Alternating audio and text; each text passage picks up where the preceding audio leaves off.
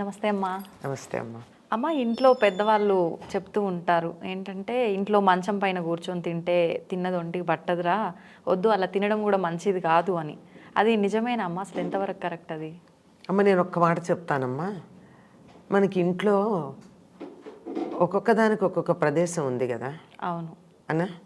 వంటగది, పూజ గది, ఉమ్, పడగ గది, నడవ అంటే అందరు కలిసి ఉండేటటువంటి ప్రదేశం. ఓకే. అలా దాన్ని ఇప్పుడు హాల్ అంటున్నాం, మనం లివింగ్ రూమ్ అంటున్నాం. అలాగే నడవ అంటే అది కాదు, అది మా బాల్కనీ లాంటిది అనమాట, ఓకే. పాసేజ్ లాంటిది. సరే, ఇవన్నీ ఉన్నప్పుడు తర్వాత స్నానాల గది, ఇంకో గది, ఇవన్నీ ఉన్నాయి. ఒకటి ఇంకో దోట చేస్తామమ్మా, చెయ్యం. చెప్పండి. మరి అన్నమే ఎందుకు అన్ని చోట్ల తింటాం? అదే కదా, అంటే మొబైల్స్ ల్యాప్టాప్స్ పెట్టుకొని బెడ్ పైన కూర్చొని తినడం అలవాటు అయిపోయిందమ్మా. అదే సాధారణంగా ఇవేవి కాకుండా జనరల్గా మంచం మీద కూర్చొని తినేది ఎవరు? రోగులు. ఓ, ఓకే. మంచం మించి లేవలేని వాళ్ళకి హాస్పిటల్లో భోజనం ఎక్కడ పెడతారు?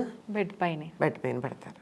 బాలింతలు, అప్పుడే డెలివరీ అయినటువంటి వాళ్ళు, అది కూడా పల్లెటూళ్ళల్లో మొదటి 3-4 రోజులు అయిన తర్వాత ఒక పీట వేసి, అంటే కింద కూర్చోకూడదు కనుక ఒక కుర్చీనో పీటో బల్లో వేసి దాని మీద పెట్టేవాళ్ళు.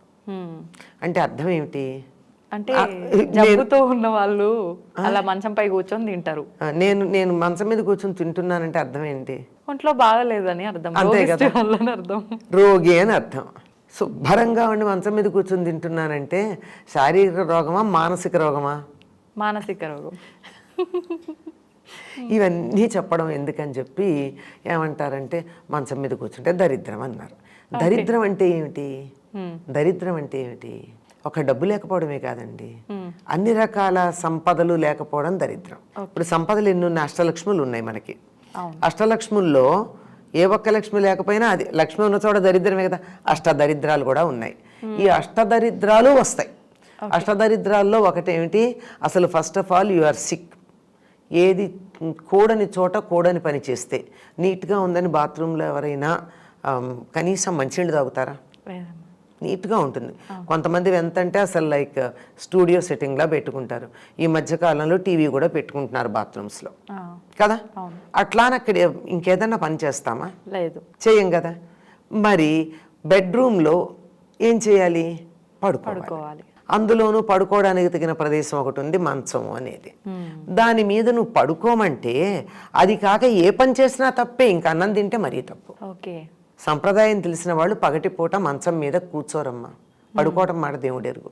ఓకే, డే టైంలో అసలు కూర్చోవడం కూడా తప్పే. అస్సలు.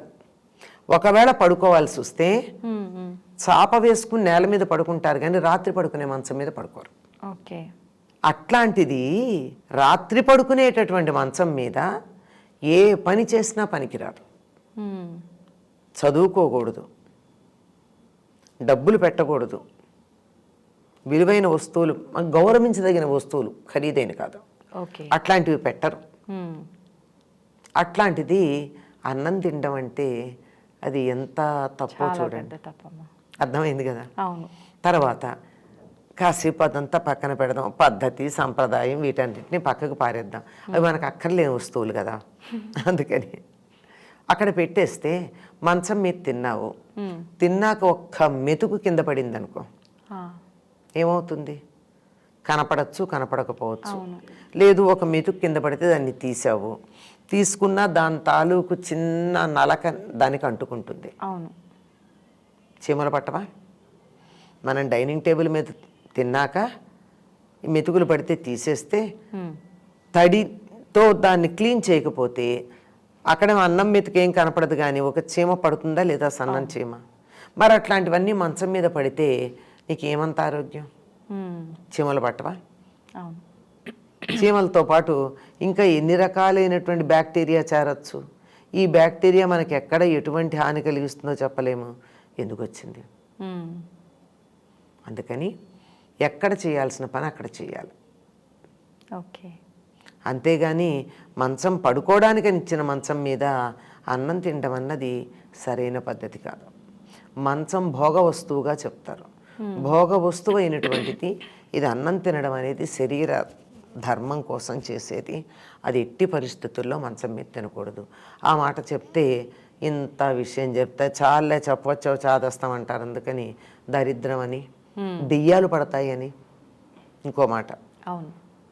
ఇవన్నీ చెప్పి అలా భయపెడితే తినడం మానేస్తారని తప్ప, ఇప్పుడు అర్థమైంది కదా మంచం మీద తినచ్చో తినకూడదు. ఇంత క్లియర్గా చెప్తే ఇంకా క్వశ్చన్ వేయరమ్మా, అర్థమైపోతుంది. మామూలుగా పెద్దవాళ్ళు ఏం చెప్తారు, అరే తినొద్దురా మంచిది కాదు, ఏ పోవే, జనరల్గా అట్లనే అంటుంటారు అమ్మ పిల్లలు. దరిద్రం అంట ఏం వస్తుందిలే అంట.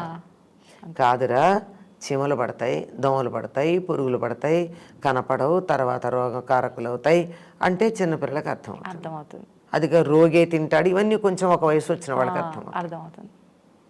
చాలా చక్కగా చెప్పారమ్మా, ధన్యవాదాలు.